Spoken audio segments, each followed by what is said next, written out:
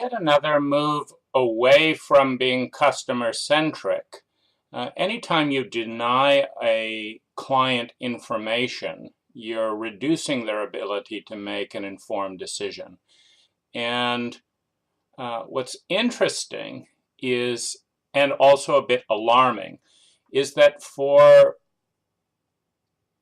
more than a decade, every time I've used Amazon, they have listed their own score next to other scores. And this is a very important choice point because I will regularly choose to pay more money for a seller such as this, or look at even this.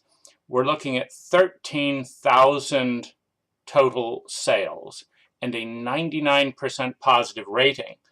Well, I've been in business for 25 years, and despite doing my best, I do not have a 99% positive rating, which means, hats off to these folks. It provides enormous confidence. And so Amazon never had a 99% positive rating. And there's two choices from a business owner's perspective if you don't like your numbers. For example, when I did an independent review on my business, and I found that it was only 80-something% of my clients behind closed doors, meaning when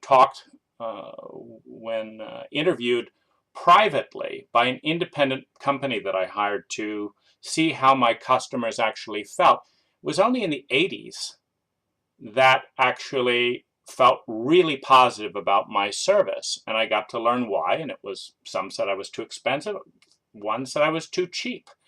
Some said that, so it's valuable to learn from this information. But what I did when, because obviously all these clients had paid me, and in most cases, I thought that they were very happy. So you don't really know what a client feels unless you do an independent review. And what I did was write a book, which I thought would address some of the misunderstandings. And I give this book to all my clients, and I encourage them to read it. And my ratings go up somewhat. It's not perfect. I mean, as I say, it's stunning to me, given the hectic pace of American business, that any business can get a 99% positive rating for any complex service. Now, admittedly, these are not construction contractors like I am, where there's thousands of mistakes that could be made, miscommunication, it's a very complex relationship, so it's harder. But these guys are doing amazingly. Amazon is not. Last time I saw their ratings, it was in the, in the 80s. So 10-20% lower than some of their competitors. Now, Amazon's gone a different route here.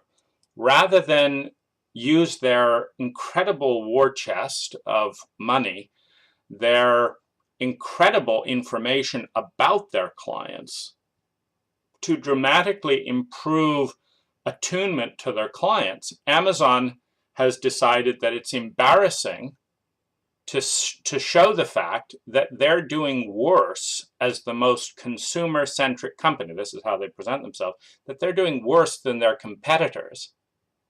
And so they've just decided to disable ratings. And no word about it. Of course, in a consumer-centric company, you would actually contact your customers and see, do you want to know how we're doing, or would you like to have us withdraw that information? Would you like us to actually spend money to hire a programmer and say, we've got a great system of reviews for every single one of our businesses, including us, but we'd like to pay you to disable that review so that our customers have less accurate information, and so that we can continue weak business practices that we don't want to address and not have to talk about it because we're going to hide the information. Anytime you have someone hiding information, you know that they're committed to a status quo that is not terribly positive. If they're committed to change, then they want the information to show their change. Like, look, you know, this is our mission statement. We say we're consumer-centric. We are consumer-centric, and we're going to crack this nut. We are going to be a 99% positive rating with all of our customers.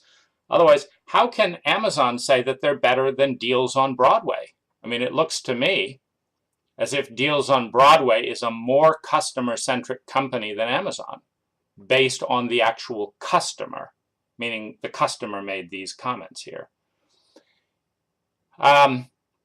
And so why doesn't Amazon buy Deals on Broadway, figure out what they're doing right, and improve their quality of service, instead of simply copping out, keeping the mission statement, we're the #1 customer-centric company, and insulting the customer? This is an insult to anyone's intelligence. I am the customer, or one of them. You're the customer, or one of them. This doesn't feel customer-centric. So right now, we're trying to find anyone at Amazon that actually has authority, if they have any authority. You know, is it just a paper mission statement where no one guards the mission statement, you know, has any authority? We're trying to find out.